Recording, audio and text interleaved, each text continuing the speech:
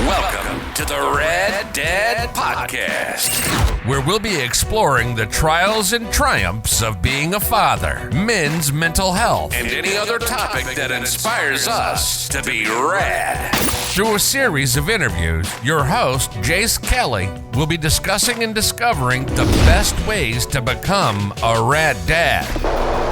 Now your host, Jace. All right, welcome to the Rad Dad Podcast. This is episode 14. I have Barry Beckstrand here. Barry, how long have we known each other? 2 years?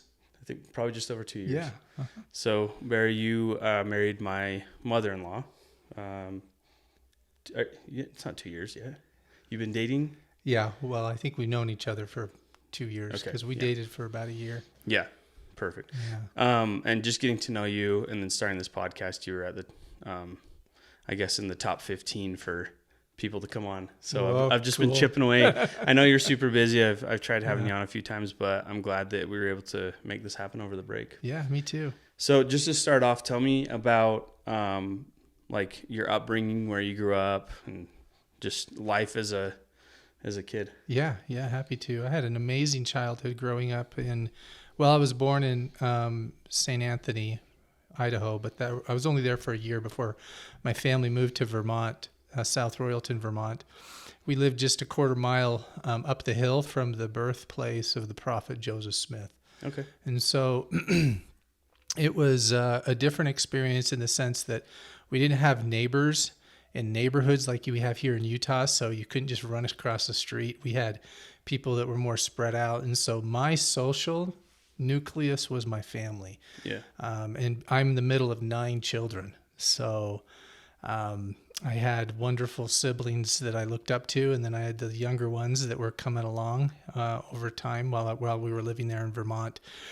We had amazing experiences there. The weather there is amazing. The snow the snowfall was huge. I remember we had an interesting house that my dad built. It was an octagon-shaped house. And we had sliding glass windows, and we would wake up in the morning, you wouldn't even be able to see out the windows because the snow had accumulated so much. And I remember sledding off of the roof of the house onto the snow down the hill in front of our house when the snow got that deep. In fact, I remember one time we were playing on the roof in the wintertime, and one of the things we like to do as brothers is we'd jump off the roof. Well, one time I thought it would be fun to dive off the roof into the snow. And so I dove into the snow, and everything just suddenly went completely quiet and dark, and I could not move. And as I took my first breath and inhaled, I just inhaled snow. And I suddenly panicked, and I felt like I was going to die. I couldn't breathe. And were your feet out? My feet were out, and all of a sudden I felt these 2 powerful hands grab my ankles and just yank me out of the snow. And that was my dad. Interesting experience, and I've shared this experience many times because my dad was working in the garage, and he just had a prompting that he needed to go out and check on the boys, and he came just in time right after I had taken a head dive into the snow, and he probably saved my life. So, because the other ones I don't know that they would have gotten to me in time or whatever, who knows, but it's an interesting experience to have my dad be the one that pulled me out from something that was very dark and scary. So 9 kids in your family, what was the amount of years from youngest to oldest? That's a good question. My oldest sister, Jewel, I think she was in college, I believe, when Rachel, the youngest, was born. So there's probably 18, 19, maybe 20 years of span between the oldest and the youngest. And we were there for 10 years in Vermont. And again, that was like between the ages of, for me, it was sometime before I turned 1 and till I was somewhere in my 11th year, 10th year of life. So very impressionable time. And I spent a lot of time playing in the woods, building tree houses. My dad would buy us, we had a Honda Odyssey. I don't know if you know what that is. It's like a little dune buggy, a yellow dune buggy that we rode all over through the woods. And we had a Honda trail bike as well, motorcycle that we drove all over. So we had our bikes. They even made a sidewalk all the way around the Octagon house that so we had a little track that we could ride our big wheels and our bicycles around. And yeah, it was just a great place to grow up as a kid. Excited that we were able to move to Utah because we thought Utah was just amazing. It was so warm here and there were so many people. And of course, that's where Grandma and Grandpa on both sides lived, and all of our cousins. We would come out every summer for family, to see the family on vacation. And it was just very neat to see family and how much we appreciated them, because we just didn't get to see them very often. And so, and of course, they would come every now and then and see us. But it was just a great childhood. Moving here was a little bit tricky because I was extremely shy. And I just remember I was shy from the very get-go. It's funny that I went into education because I hated school as a kid, probably mostly because in the younger years in elementary, I was so shy. I remember my mom dropping me off at kindergarten. I just sat there and cried and didn't want to go in. And as soon as she left and I was in there, 5 minutes later, I was fine. But but that anxiety left. But I remember looking forward to snow days and hoping that it would snow so much that they would cancel school. But I mean, we're talking, it had to snow like lots of feet of snow for school to be canceled there. But how wonderful it was when we knew that we didn't have to go to school. That was pretty awesome. But the summers were great. Remember catching fireflies in the bottle and sleeping with those next to my bedside at night. And the joys of just being in the kind of up there in the Green Mountain state of Vermont. It was wonderful and fun. So listening to you describe your upbringing, it just makes me, I had the thought, like, what are these kids going to talk about when they're 30, 40, 50 nowadays? Are they going to talk about that one time they played video games with their buddy? You know, I just, there's a lot of research that I've read lately that kids, this younger generation, is not getting enough sunlight, enough time in nature. Mm-hmm. What are your thoughts on that? And what have you done with your family to make sure they're out and about and active? Yeah, I think that's a great question, Jace. It is a concern that I have. The older I've gotten, the more I've gained an appreciation of what I've taken for granted my whole life. Starting living in Vermont, I had no idea how beneficial that was to me physically, my health, being exposed to so much beautiful scenery and so many trees, and just the creativity of playing out in the woods and having the sun and getting sunburned and just being exposed to all of the wildlife that was there. And yeah, it's a concern that kids are not getting that like we did when we were younger. So I think the best way that we're looking at trying to compensate for that is we just have to be very, very proactive and intentional in how we spend our time, and get them out and go out, even for drives up in the mountains. And if we can get them to go out and hike with us, even better. It's a lifestyle that I think that they can latch onto and appreciate, but I don't think they're going to find that on their own, because there's so many things that are so much more accessible at their fingertips, like technology and that they can get sucked into. So we have to be intentional at getting them out and understanding that they are connected to this beautiful world that we live in, and there's benefits that come from that, especially emotional benefits and resilience that can come. And it can be a form of them being able to manage the stresses and the difficulties that they have in life by just getting out in nature.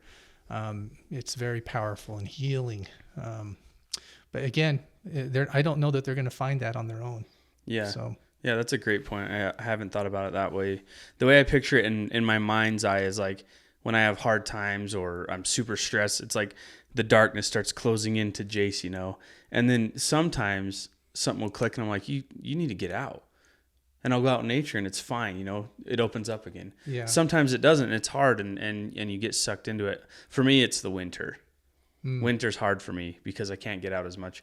Yeah. But I think you need to take up skiing, Jace. I know. That's I just You're probably right. I took Alina skiing. Well, living in Utah, where we do have access to the mountains still, with snow, is you can snowshoe, and skiing has been one of those things that gets me through the winter. And fortunately, my kids did learn how to ski, and it is something that I can get them to do. But it still feels like I'm pulling teeth a little bit to get them out there with me. But once they get up there, they're like, "Oh, this is fun." Yeah. Yeah. I think it comes with that instant gratification that we get with technology. You instantly get a high, every 5, 10, 15 seconds. Yeah. And it's a different kind of high when you go out into nature. But I think as parents, we need to make a conscious decision to live that lifestyle. And there's so many benefits for our kids and our families in general. Yeah. So I know you've had a few interesting jobs growing up. Can you list some of those off and talk to me about some of those? Yeah, no, my jobs tell a little bit of a story about who I am. Yeah. And as I look back, sometimes we don't really know who we are, but the jobs are a pretty good indication, tell a story about us. I have a little bit of an entrepreneurial spirit to me. I started with a sucker business when I was in junior high, and I even had my oldest sister, Jewel, when she and her family were living with us. I employed her. I like to say I employed her. She made the suckers for me, and I would take them to school, and I'd have my backpack just weighted down with suckers. And we would sell them on the bus, and then if there were any left over, I'd sell them from my locker in between breaks, and there would be a crowd of students there at Lake Ridge Junior High there in Orem, and if there were any after, I'd be selling them on the way home on the bus. If not, it was just any place. But yeah, we'd sell them at BYU football games. We had soccer fields in the back of our house there in Orem, and I'd sell them at little soccer games. Man, you were and so serious. I was making pretty good money for a kid in that age. And I think it actually started when I was in 6th grade. But so that was that. And then I worked for my uncles. My mom's brothers, they owned a company called Roberts Manufacturing in American Fork, which no longer is there, but they made cabinets for the sewing machine cabinets. And I would just do a lot of the grunt work and cleaning the factory, making floors. The sawdust was swept up. And then I would also catch a lot of the boards that were coming through the machine that would be taped. And then just little things here, and helping painting the legs, the metal legs that went on there. In high school? Yeah, it started when I was in junior high. So I worked 4 10-hour days. I guess I got away with that because I was a nephew to my uncles back in those days. Yeah, and I don't think that's legal. Yeah, and it was just for a couple months, during the summer. But yeah, I'd save up my money with that, and then that taught me a lot of. But you know what? I did the cherry picking stuff. Where you go and wake up early and you pick cherries and. Weeded farmers' gardens, and those just teach you a lot of character, hard work. And then I worked in a restaurant as a dishwasher, and I was very much into music, singing in choirs, and I was in band in high school. And then my older brother David, was singing. He started doing live entertainment, and I was like, "What the heck? I'm sitting here washing dishes. I can sing. Why don't I do that?" And so I went and learned a few songs, and went and auditioned for the manager of Prestwich Farms. That's where I was dishwashing, and my brother was singing, and then he gave me the opportunity to sing as well and provide live entertainment. Back in the day when some of the restaurants had that. So I would sing, people would give me tips. I got paid just a little bit an hour, but most of the income came from tips. So that told me something about me. Not only was I a little bit of an entrepreneur, but I was also gifted in with music, and I capitalized on that. Had created a little business card, and I went around, and for people that hired me, as they would walk out of the restaurant and they give me a tip, they'd pick up my card, and I would do banquets, Christmas banquets and stuff like that. For the dinners and stuff I was singing, and even sometimes I would perform on stage in front of them. What was your motivator for wanting to grow that, or the sucker business, or any of it? Because that's not normal for a kid to just pursue something so Yeah, good question. confidently? My parents, I never felt like we were disadvantaged at all due to income. But, with 9 kids and my dad being a seminary teacher growing up, we didn't have a lot of money. And my parents were pretty frugal. And so if I wanted to have that name brand, those pants or those shirts or whatever, I really had to go after it myself. And so I liked the idea of having income and money like that. Did your parents tell you, if you want this, you need to go after it and get it? Or was it just something you're like, this is kind of how it is? And yeah, no, they actually never told me you got to go do this, but they never held me back. And my parents were really good at praising me at things that I did well and that I wanted to pursue. My mom and dad, they never charged me for the flour, the sugar and all that stuff. Eventually I think I would start to buy some of that stuff, but I'm sure your margins they were made incredible. it easy for me. Oh yeah. The margins were great because they really contributed that way. That's awesome. But yeah, I think it was very much just self-driven stuff that was from within. And maybe what you're also asking about is later on, after my mission, I landed a job with WordPerfect back in the day. And it was a really nice job, great paying job. And eventually that job, our department, the publications department, was outsourced. So I ended up having to decide, what do I really want to do now? And in the meantime, I thought I ought to look into mortuary science because I had an uncle. My uncle Randy was running a funeral home in Idaho Falls, and my younger brother was interested in it, Mike. So he was up there apprenticing, and so I went over to Wing Mortuary in Lehigh, and I got hired on there with really the intention to just explore and see if this is something that I really wanted to pursue or not. Mm-hmm. But they treated me really well, and I gained a lot of great experience there apprenticing. Managing funerals, the viewings, and then even going and doing some removals and helping in the laboratory with the embalmings and stuff like that. It was a very eye-opening experience to see how fragile life can be. The very first case that I was involved in was just this, just a little 12-year-old, beautiful 12-year-old little girl that had fallen off of the back of an ATV, I think, and it was not anything major, but she just fell and hit her head without a helmet, and she died from it. And so I just remember looking at her and thinking, wow, here's a 12-year-old and had so much and just beautiful, and then watching the family have to go through that grieving process and just realizing life is super fragile. We are not immune to this, and take every day and live it with intention and meaning. And also it taught me, though, that there's got to be more to us than just this body, this physical body that really just comes from the clay of the earth, and we return to it. And it just caused me to think pretty deeply about where we come from and where we're heading, and how important it is to be present in the here and the now. Did your perception of death change? Yeah, it did. It did. It made me realize that now I had already experienced death pretty profoundly because my older brother, Robbie, suddenly he died right before my mission, right after I had graduated from high school. And I was preparing for my mission. Robbie, we would play Wednesday night basketball up at the church, and I had just returned home from like one of my first singing jobs for singing nights at Prestwich Farms, and my mom and dad were pretty much ready, getting into bed, and my mom asked, "Where's Mike?" And I said, "Oh, he's up at the church playing ball. It's Wednesday night." And my dad was like, "Well, what's he doing that for? That's odd.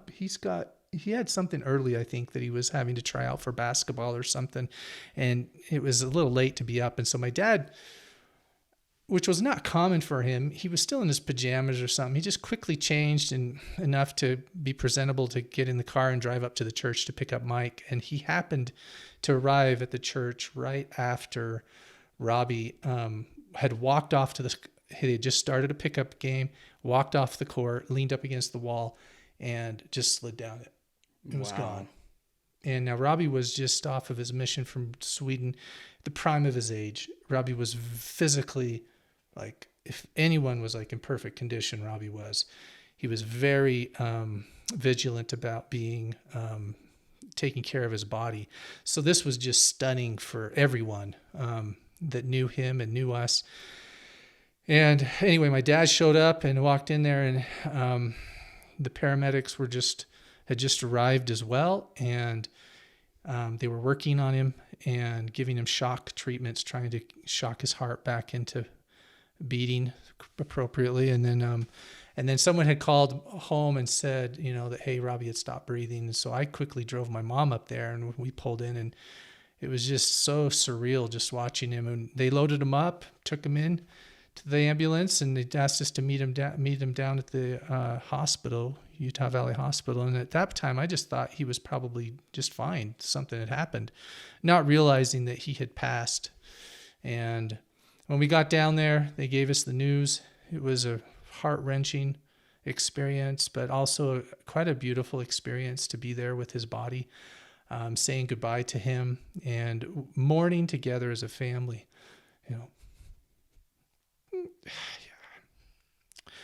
But yeah. And so where did he fall in line of kids? He was immediately older than me, so it's Jewel, Becky, and then David. Then we have the 4 boys. So it starts with 2 girls, then 4 boys, and then 3 girls. And so Dave is the oldest brother, and then Robbie, and then me, and then Mike. And I just remember my family. I don't get choked up necessarily because Robbie left us at that time. It was more about my family being vulnerable. Yeah. Yeah. Seeing emotions come out and surface in ways that you'd see every now and then, but that was a moment where, wow, you just can't hold that back. And then you really start clinging to your belief system and to each other.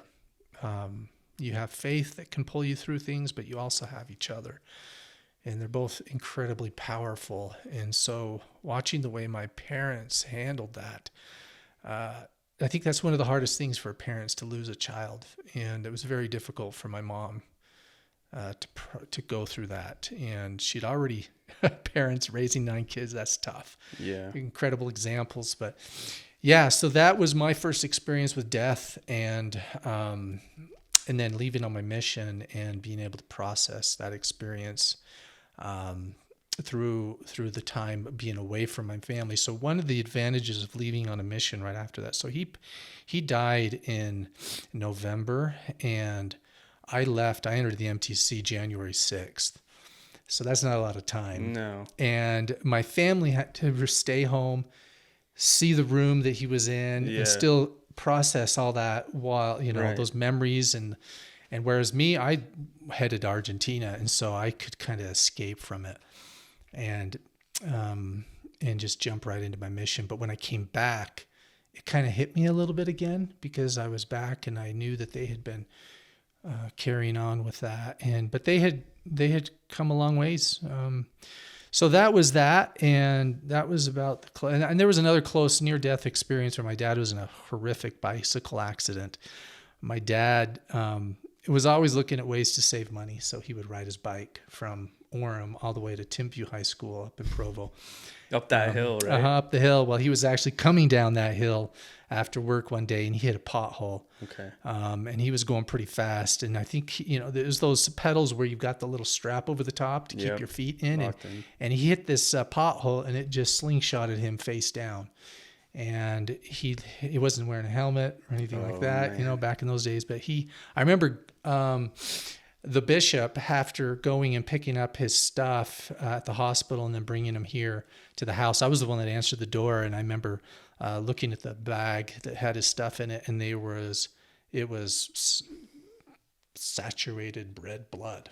Yeah. On his, and I was like his clothing? Gosh. Yeah, his clothing. His coat, that tan coat that my dad would always wear.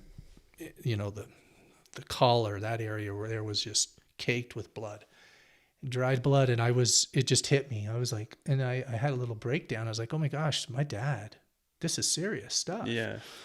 And then eventually we got to go and see him in the hospital. Maybe it was the next day or so, but I remember going in there and his head was like triple the size. I didn't even recognize him. He was just purple. He looked like an alien. No exaggeration.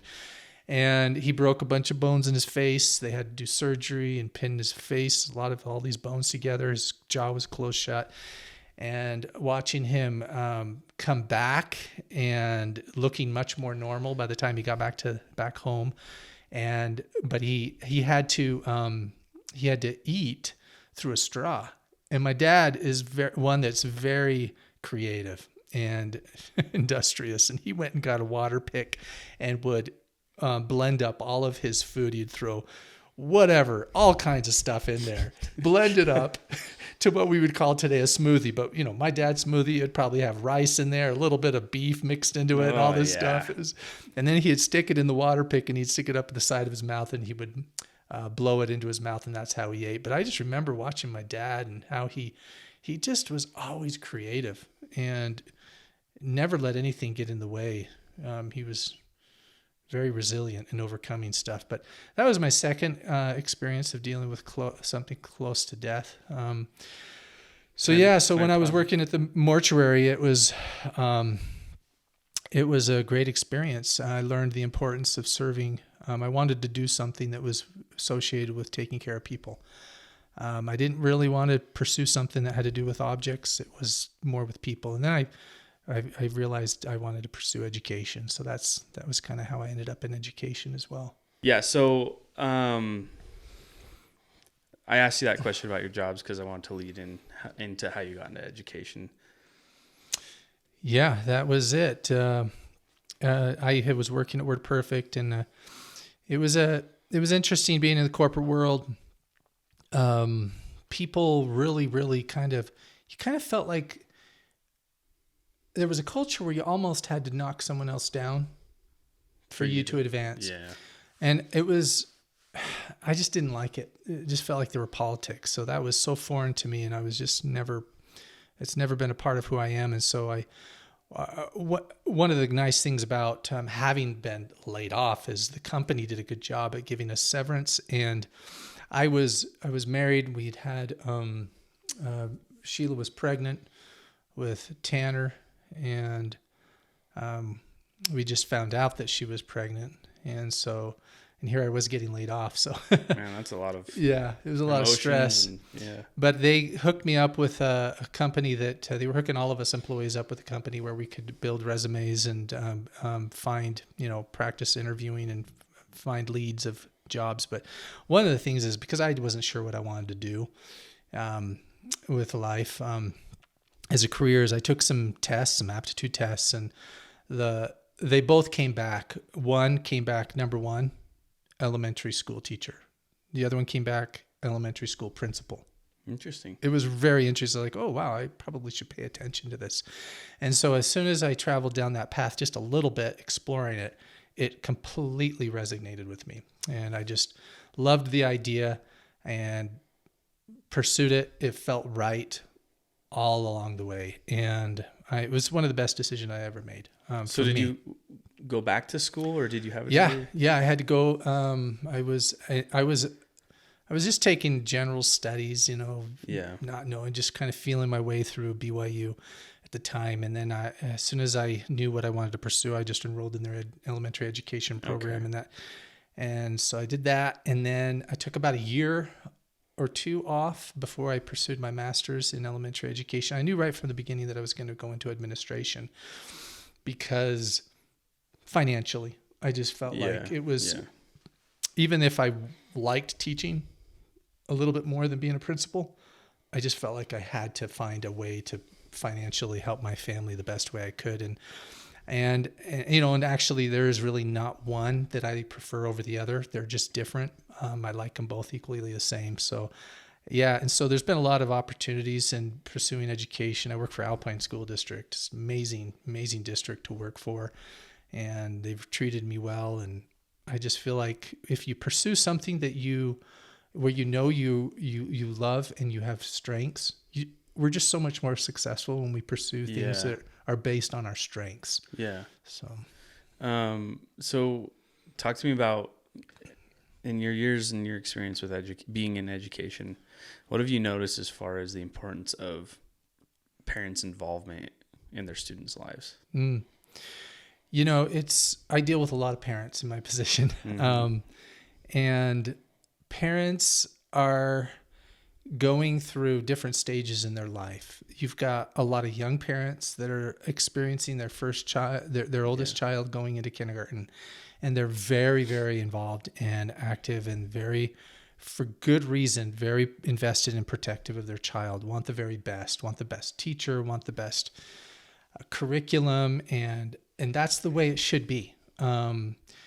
And then it's also nice because I work with parents that have had children in the system for a long time. And when they have to address something that may have happened that was unfortunate and it involves someone at my level, it's really nice if it's parents that have gained wisdom on how they handle situations. They just get it. They're not out to roast anyone or take advantage of the system or anyone. They get it. But I think working with parents, just like anyone else in almost any situation, to help them, they have to feel heard and listened to and understood. Yeah. Don't we all? Yeah. So we have to be, it's taught me a lot about the importance of being patient and truly listening and being present for people before you start to try to tell them how it is or how to fix the situation or give solutions. You got to make sure that they feel heard and understood and validated.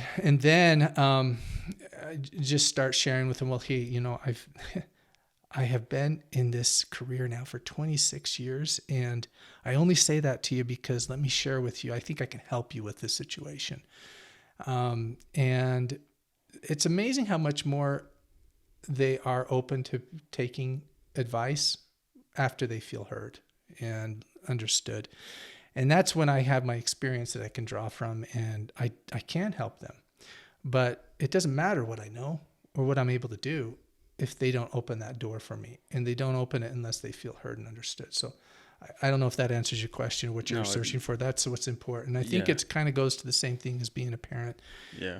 As we work with our children in any situation that can be a little sticky, that we need to understand them before we start giving them advice or telling them, hey, this is how it's done. But yeah, that's a skill that I'm still developing, is, making sure those around me feel heard.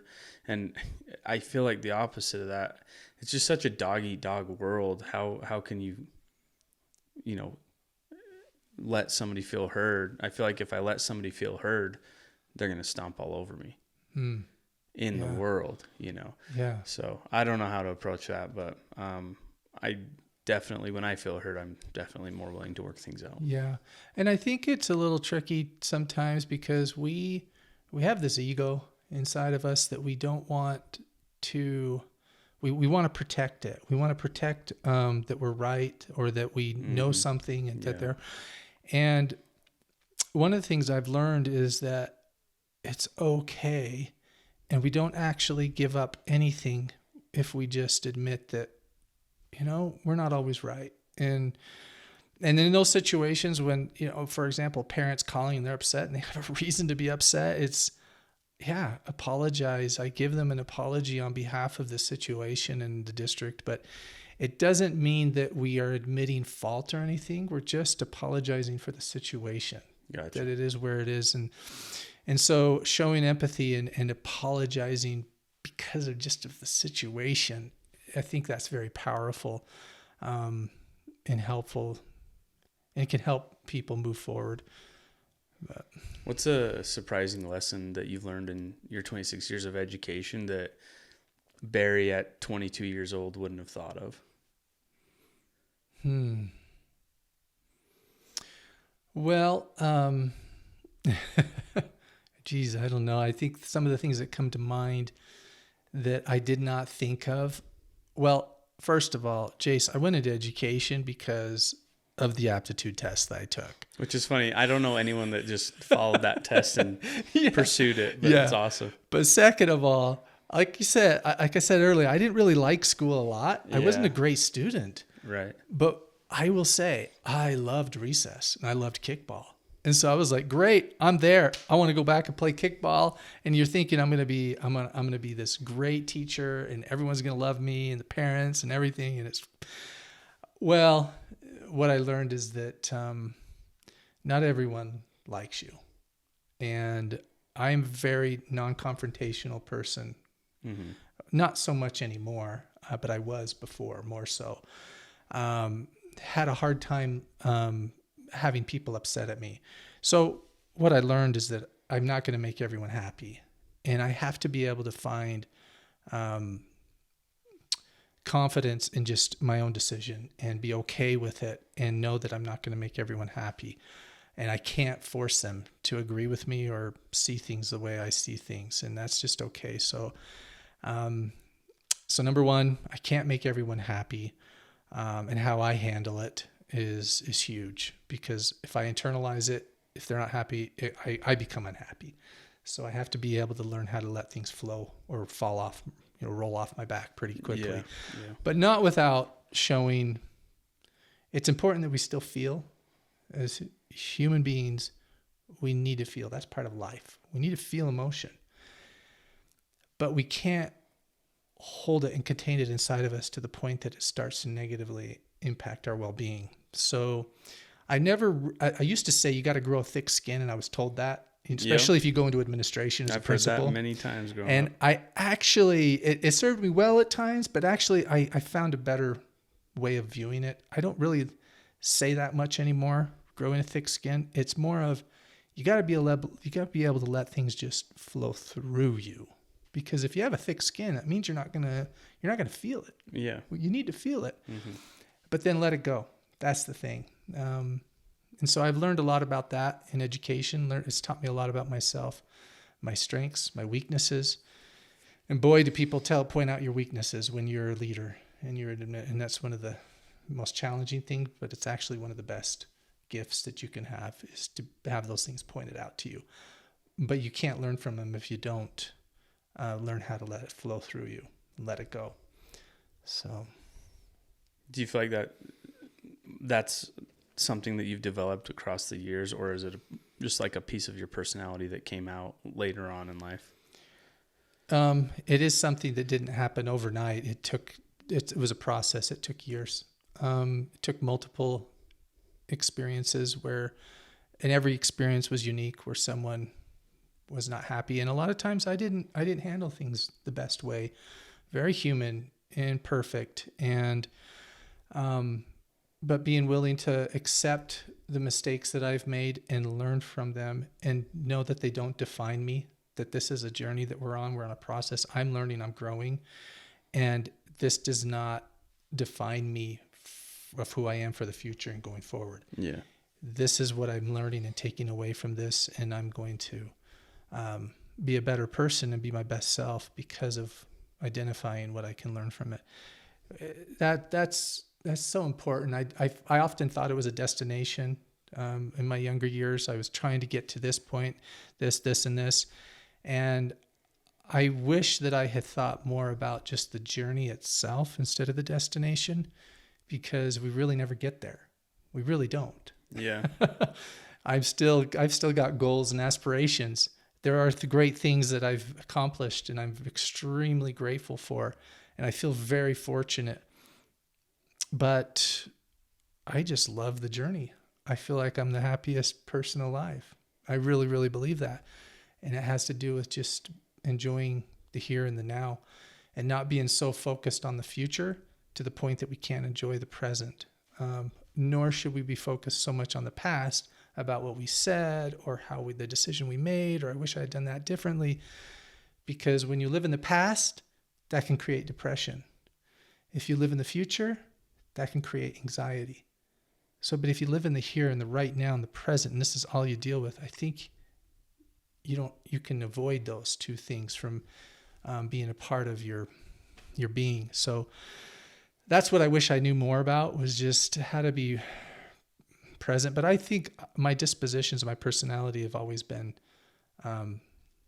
pretty good because of my career working with people. I just, growing up in a family of 9 kids, right in the middle, I had to be able to navigate that world and have good relationships. Yeah. So I feel like my family, it all starts right there in the family and under your own roof right there. So much of our success starts there. You probably learned how to, from a young age, how to deal with people with their different personalities. Oh yeah. Growing up in a big family, approach, your siblings differently. Yeah. And at the same time, we all shared the same gene pool, and we all have very similar dispositions. And so once you leave that, you're exposed to all different personalities, especially in education. Yeah. But I think one of the things I learned with that is being able to be flexible. And I'm looking for the word, but it's not coming to mind right now. But it's being able to be adaptability is what I'm looking for. We need to be able to adapt to the conditions that we find ourselves in. And so I think that happened with being raised in a family like that. So why do you find the need to challenge yourself physically? It's a good question. Well, there's something about the process of pursuing a goal is enjoyable. But sometimes we pursue it because we want that end goal. We want that ending. And although that ending is wonderful and great, it just is done like that, like training for a marathon. Running is a perfect example. You run that marathon and then you cross the finish line and you're like, well, I'm done. And I'm like, I feel so good. I have this adrenaline. Yeah. And I've got Monica there congratulating me and supporting me. And people, hey, I did a marathon and that's great. But it's short-lived. It's just done. Yeah. And then, well, why am I training for another marathon? And then you do that one. And you're like, well, why am I training for another one? Yeah. It's like, oh, I think there's something about the process and the journey of achieving a goal that is physical. For me, I did a lot. I've done a lot of running because I think it's very therapeutic for me. And do you run without headphones? Sometimes. Okay. Sometimes I don't. Running, I really appreciate running without headphones more now than I did before, because it does just help me be more in tune with. I like hearing the surroundings. I like hearing, and sometimes you hear your breath, you hear I don't know. It's just, you just feel a little bit more grounded and in tune with yourself, which actually helps deepen that therapy that can come from that. But since then I've found other ways of being able to be a little bit more in tune with myself, but exercising was a huge one. Mm-hmm. Yeah. And sometimes now I don't really listen to music very much anymore. If I do listen to anything, it's a podcast, something like that. But a lot of times I find I just take them out and I put them in. I just go off of what do I feel like I want to do right now. Sometimes I don't want to listen to myself. I want to have my mind listen to something else while I run. Yeah. I just wanted to pick your brain about that a little. It's kind of been a theme here on the podcast.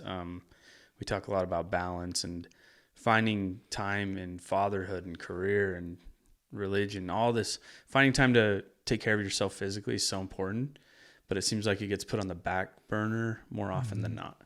Oh, yeah. I know this may not be politically correct or whatever, or it may sound selfish, but you have to be selfish at times as a father to be unselfish, to be your best self, where you can put yourself aside and be there 100% for your beautiful wife or your children, or even neighbors or other people, friends. If you haven't put that time into yourself through whatever it is, like exercise, personal growth, you're not going to have that bank account, so to speak, to draw from. Yeah. And so that self-care is really important and critical. And it's really hard, especially when you're a young father and fairly new in your marriage. There's so much pulling at you. But if you do take the time to take care of yourself, and if you can incorporate your wife in that process and your children in that process, it will be one of the highlights of your journey through life, in my opinion. I mean, those young years of being a new father and having young kids, that only happens once for you.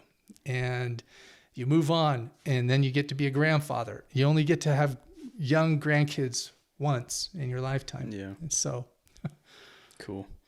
Just kind of switching topics on you. I want to get your thoughts on adoption. Just the decision-making process, and I don't know, Yeah, I'm glad you're asking about it, because it's an amazing experience to adopt, and I'll be very vulnerable with you. I had a lot of concerns about it going into it. We had Tanner and Natalie biologically, and then we realized that we weren't going to be able to have more kids, and that took a process of realizing that door was closing and had closed. If we wanted to open that door up, it was going to take going across the United States and investing a lot of money in that. And we'd already put a lot of money in, and we were like, okay, why are we doing this? Yeah. Why don't we just, if we've got a boy and a girl, we're good. Being raised in a big family, I thought I wanted to have a big family as well. Mm-hmm. And so, but we thought, hey, there's room for more. And that's when we thought about adoption. And and it's very important that you feel like you need to feel like you have something that you can give to a child. Yeah. And that's a worthy aspiration, and to think about that. And so number one, we couldn't. And so number two, we thought, hey, this will be great. You start looking at the advantages of being able to adopt. I'm like, well, if we want to get a dark-haired, non-blonde, blue-eyed, or redhead, we're going to have to adopt if we want someone with dark hair or brown eyes. You know what I mean? If we want to spice things up a little bit. Yeah. That's the advantage of adoption. And so it was just a gradual process. We actually went through the foster care. We got trained to foster kids, and we were thinking that maybe that will be the avenue that we take, is we foster to adopt a newborn. And so we received some training, some classes when we did that, because if you're going to foster kids, these are kids that are going to have some unique needs, right? And especially emotional or behavior needs, and you've got to be able to increase your understanding of what they're going through and how you help them. So that was really educational for us, helped me in my personal life and in my job as well. But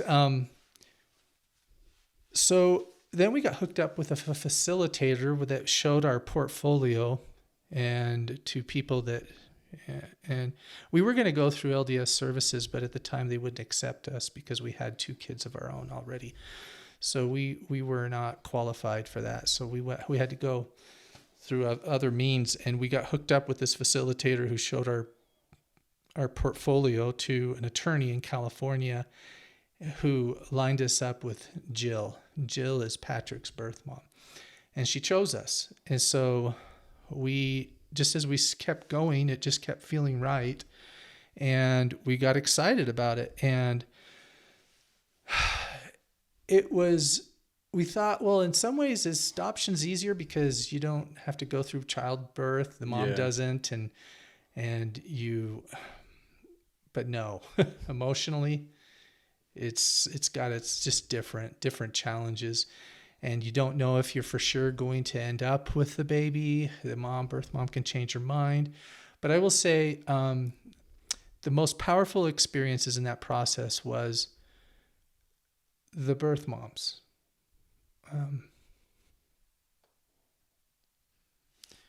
Jill and Diane, Patrick and Alina's birth moms. I can't think of anything more selfless for a mother to give their child up for adoption. So you get to know these birth moms, and you get attached to them. Mm-hmm.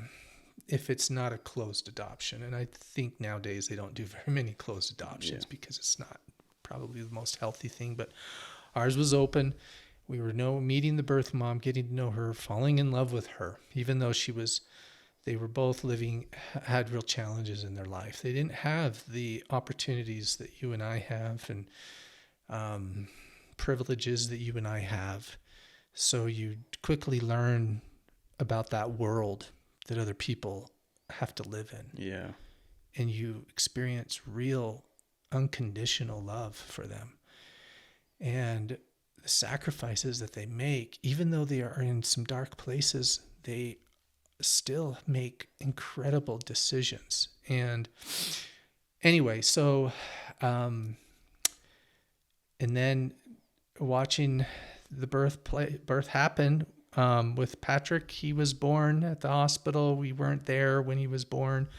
We got there, drove down to California, and he had been born, and then we got to meet him after he was born, and then was there with Jill for a while until she left, and then we took Patrick with us, and it was just weird drive away from the hospital with this little guy in the car seat. Yeah, you kind of feel like you're stealing this little baby. Yeah. But at the same time, you're just ecstatic and thrilled. And then, but with Alina, we were able to be in the room, and I cut the umbilical cord for her. And I was a little bit worried, Jace, about whether I would love them at first, the same way I loved Tanner and Natalie, because you're just like, well, will I? Because, they're coming differently. And I will say, I held Patrick in my arms didn't take more than 5 seconds that I bonded and connected with him in a way that there was no difference. I'm his father. He's my son. No difference. Zero. And so now raising them, they're just different. All the kids are different. So yeah, it's different in the sense that we don't, genetically, they kind of inherit some of your same dispositions, but when you adopt children, they may not have. You think that so much of it is environmental. It is, but there's also genetics that play into it a lot. They have different personalities or dispositions and stuff like that you have to. And so I wish that we had understood more about that sooner than later. But that's okay. So in the whole process, was there ever a moment or a period of time where you felt fear or self-doubt that you could, provide for these kids and you're making the right decision and all of the above? Yeah. I mean, I think it was really hard when I was laid off. I felt very vulnerable. You know what I mean? I just, okay, now I have to make a decision. And I think where doubt, I don't know that I ever felt fear, Jace, because I've always been very fortunate to, like, going back to the sucker business, and I never doubted my ability of being a hard worker, and I'll go out there and wash windows if I have to. Oh, by the way, that's another job I had. I started a little window cleaning business called Squeaky Clean Windows, and went door to door and solicited business. Before it was cool. Before it was cool. And so that's what I did. And so I never had any fear in that I would be able to provide for my family. It was just more a fear of, will I be looked at as successful, maybe? You know what I mean? And doubt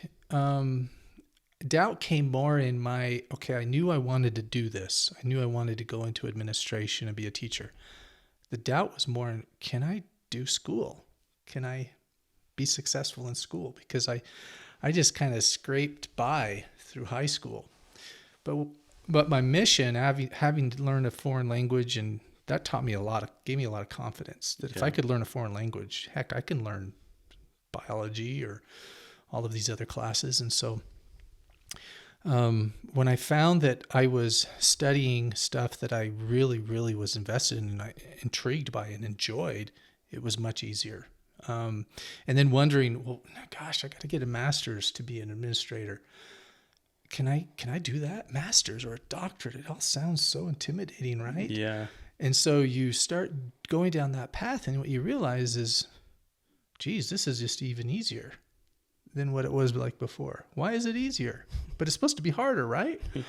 Well, things get easier the more you do them. The more you read, the more you write, the better you get at it. I was a horrible writer and speller. I mean, if you were to look at some of that stuff, it'd be ridiculous. When I went to my class reunion, like my 10 or whatever, 15, 20-year reunion, I'd run into old high school classmates and they find out I'm in education. They about fall over backwards laughing their heads off because they were like, you of all people were like one of the worst students. So, that's funny. Yeah, so it is funny. But when you really invest yourself and it's something that you're curious about and you love studying, you'll be successful at it. Yeah. So, did I answer your question? Yeah, you did. So I close the podcast with the same question with every guest, and that is, if there's one lesson that you want to leave with your kids when you're gone, what is that lesson? That's a good question. A lesson, huh? The one thing the lessons that they learned from me. Well, first of all, it's interesting because I have thought about before, I really want my kids I want to leave a legacy. I want them to remember me this way and that. I don't really think about that much anymore. I don't know.